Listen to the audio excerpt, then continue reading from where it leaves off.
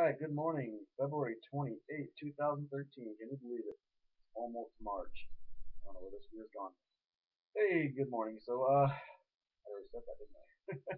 All right, so with that said, thank you for joining me on my webpage, and I hope that something you hear today or something I say may inspire you and motivate you into something. You know what I mean? I wanted to reflect on a little bit yesterday what I talked about and also talk about something more today, something else. I believe yesterday I wasn't as clear on what I spoke about, that I wasn't as clear on what I knew, I guess. So I'm going to be more precise in that today. Yesterday, I talked about these strongholds and what they were. And I did a little more research on it, and what it actually really is a stronghold is believing lies, okay, that come from other people and come from us believing our own lies, okay. And what happens is when we believe lies, they put a stronghold or say a noose on your spirit or around your neck, so to speak. Okay, your emotions, your spirit, okay, they're all connected. And I have believed those lies in my life, okay, and was not aware of those lies. And I can go into major detail on what those lies were, but maybe that's another time, a more personal time on a one-on-one basis, not over the web, or for those who don't really care to hear that. So I won't go on a long, drug-out story on that. So these strongholds, they choke your spirit, okay? And I want to encourage you to get those strongholds out of your life, because when you do, it's like you just have this huge change that goes on inside you as a person, and you feel as a person. So with that said, I want to encourage you to look into that. So what I'd like to talk about today is after researching strongholds, I was at a garage sale. Okay, and we all like garage sales. Sometimes you find these great treasures, they're cheap. You stumble across the strangest things, And me being a reader and someone that's wanting to learn, I stumbled across this book that is called The Purpose Driven Life. And actually, Joanna stumbled across it. Get credit for that, I should say. Don't beat me up, Joe. Anyways, this book called The Purpose Driven Life is written by a guy named Rick Warren. And basically, the book is about what on earth am I here for? Purpose Driven Life. Rick Warren. And what it is, it's a 40-day purpose campaign about finding your purpose and finding out why you're actually on earth. Okay. Well, a lot of people don't like talking about that because they can never seem to find the answers, right? Well, this book talks about that those answers that we're trying to find with our purpose. The reason why we don't find that purpose is because we're looking to ourselves to find that purpose. And then we assume and then we think that, oh, I love doing this, or I'm good at that. So I choose to pursue that purpose in that activity or career because it drives you. You know what I mean? And what happens is that's really a goal. That's not a purpose. You know what I mean?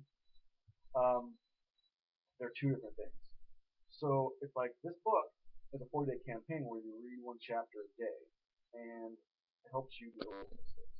Okay. And what is the purpose? Purpose is a mission. It's a reason. It's it's really what you were meant to do. Destiny, whatever you want to call it, right? And I'm intrigued because all my life, I can tell you honestly, I've just survived. I've had some successes. I have accomplished some goals, but they didn't fulfill.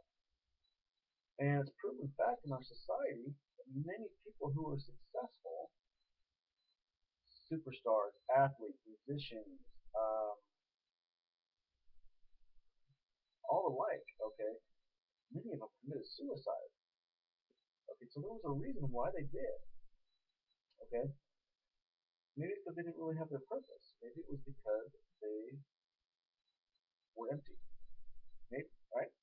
Okay, so with that said, I want to encourage you to check into this because I'm going to share every day what I've learned from this book, and I want to find that purpose.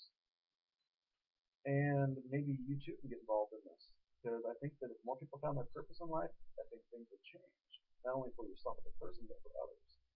And so I want to just share a couple of paragraphs what was said in this book and share scripture, and I hope that it inspires you. And man, I'm totally inspired by this because this campaign is basically you pondering and focusing on a certain subject. Okay, so I posted on Strongheart today. It said that um, says you were made by God and for God, and until you understand that, life will never make sense. Okay, now if that's the case, it doesn't make sense, right? Because we sit around and go, life doesn't make sense. Why does this happen? Why does that happen? Okay, it's because we were made for God. So if that's the case, then we need to find God, right? Okay, so how do we get there? Many people ask for directions all the time, but sometimes they don't even ask for directions; they just go, right? So, man, I'm looking at this. I just want to read this quick paragraph, and I'll go on from there. Kind of jumping around a little. Maybe I'm talking too quick, but I'll slow down. Okay, this is what it says. Okay, self-help books, even Christian ones, usually offer the same predictable steps to finding your life's purpose. Consider your dreams, clarify your values, set some goals, figure out what you're good at, aim high, just do it, go for it. Be disciplined, believe you can achieve your goals, believe in yourself, believe in this, believe in that. Okay, involve others, never give up. Of course, these recommendations often lead to great success. You can usually succeed in reaching a goal if you put your mind to it, but being successful in fulfilling your life purpose are not at all the same issue.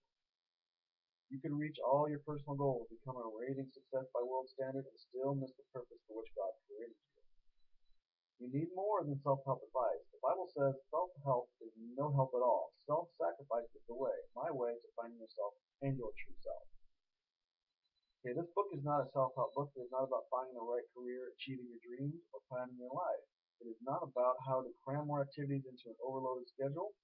Actually, it will teach you how to do less in life by focusing on what matters most, by becoming what God created you to be. And I don't know about you, I just want to be who I was created. Whether your belief is in Jesus or you don't know what you believe, you just want to be who you're meant to be, correct? So with that said, I want to read you what the ponder is and the scripture it says, okay? Day one, think about my purpose. Point to ponder, it's not about me. Verse to remember. Everything got started in him and finds its purpose in him. Colossians 1:16. Question to consider. In spite of all the advertising around me, how can I remind myself that life is really about living for God and not myself? We're bombarded with advertisements. You need this, buy that. You'll look hot in this. You'll be a freaking writer in that. You'll look cool. You'll look like a stud if you drive this truck or car. You'll look fly and super fly if you wear certain kinds of clothes, talk a certain way. Because the world wants you to believe what they sell. Why? It's about money, right? So with that said, think about the advertisements and stuff. How can you, as it said, remind yourself that life really is about living for God and not yourself? Because when we live for ourselves, we're limited by ourselves. And we can only go so far with ourselves, right? Well, people might argue that, okay, because you can do so many things to think about it. Okay, but even if you think about something and you become this major positive person in life and you achieve all these things, what do you still have? Your hands are still going to be empty. And with that said, I guess I just want to make this final point. We were meant for a purpose. And I want to find that purpose. And I hope you can find your purpose. And I want to encourage you today to um, search that purpose and get outside of yourself because you can only do so many things yourself. And the reason I say that is because I've failed. I've tried to do it myself. I tried to fix me. I tried to find out why I did the things I did wrong for so many years. I never found the answers. I kept doing more things wrong, and I became secluded inside me. And I didn't know how to reach out to people because I stopped myself. And I came to roadblocks and dead end walls. Went to the drugs, feel better because people didn't seem to understand. And the reason why is because I didn't understand. So it's up to us to find out what God wants. And when we do that, I think that things will really, really change. So in closing, I think I said that already, huh? In closing, so I'm not really closed yet. Okay. I want to read one more thing and then I'll close. Thanks for listening.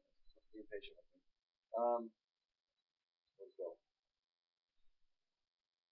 Obsession with self in these matters is a dead end. Attention to God leads us out into the open and into a spacious, free life. I don't know about you, but I want to be free. I want to feel free. And there was a point in my life where I thought I was free, and I wasn't. I didn't have no freedom because I was behind bars. I was locked up. And you know what? I think on a lot of days, a lot of us still are locked up in our hearts and our spirits. So I just want to encourage you today to seek truth, find out what God wants, what His purpose is for you, because then you will know the truth and it will set you free. So with that said, thanks and have an awesome day. Just go after it, man. I mean, live because we only have approximately 25,000 days we actually live in our lives. Take 40. Check out this book. That's what I'm gonna do. Anyways, God bless. Have a great day.